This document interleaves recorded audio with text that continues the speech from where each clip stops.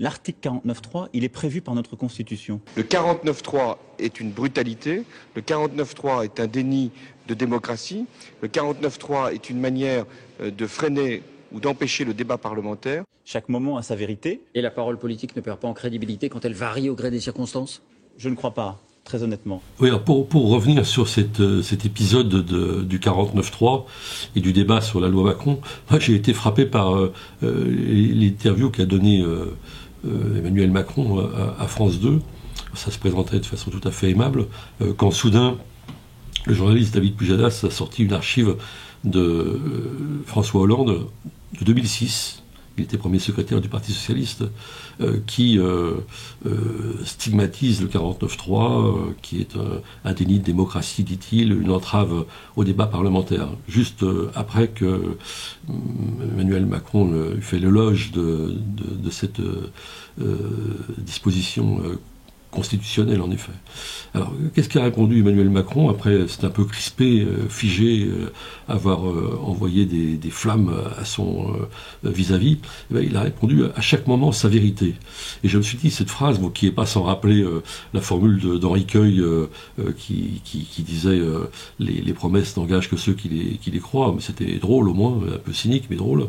Cette phrase, je me suis dit, elle est absolument dévastatrice dans l'opinion, parce que c'est dire finalement c'est une sorte de bras d'honneur qu'on fait à l'opinion, et on dit aux gens il n'y a pas de mandat, il n'y a pas de fidélité aux engagements, on peut faire tout et n'importe quoi, c'est à géométrie variable, et finalement ça vient assez logiquement au terme d'un débat où le gouvernement a mobilisé toute la sémantique, toutes les arnaques libérales, avec évidemment la réforme. On est pour la réforme, on ne sait pas cette réforme qui est passée de gauche à droite en quelques années. On est pour le pragmatisme qui évacue en effet tout contenu politique et tout contenu de conflictualité sociale, je dirais.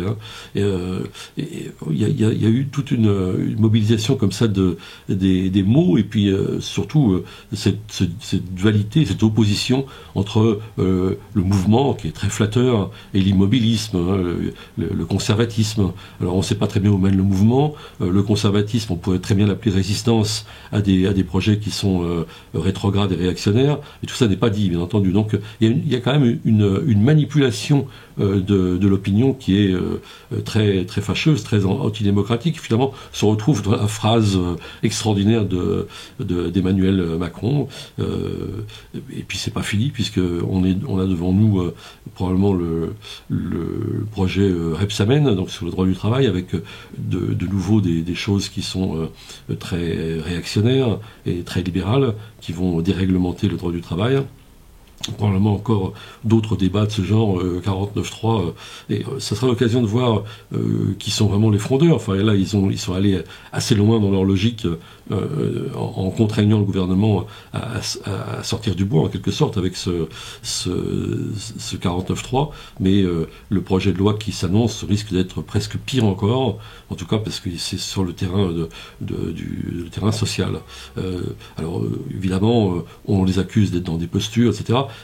C'est un incroyable retournement des rôles, puisque finalement la direction du Parti Socialiste, le gouvernement, Manuel Valls, accuse les frondeurs d'être des traîtres, alors que ce sont ceux qui justement sont fidèles aux engagements de François Hollande. C'est eux qui se conforment au mandat. Donc on est dans un retournement total de position, et je trouve que pour la démocratie c'est très fâcheux. Alors ça, c'est la une de notre numéro de cette semaine, avec une grande interview de l'un des chefs de file des frondeurs, Laurent Baumel, et puis par ailleurs nous avons un dossier sur les banques, et qui nous montre que, contrairement à ce qui est dit, les banques françaises n'ont pas du tout tiré les leçons de la grande crise des subprimes, et qu'elles continuent de produire des produits dérivés et d'agir dans le sens de profits financiers gigantesques qui ne sont pas du tout conformes à la mission qui devrait être la leur, d'irriguer l'économie.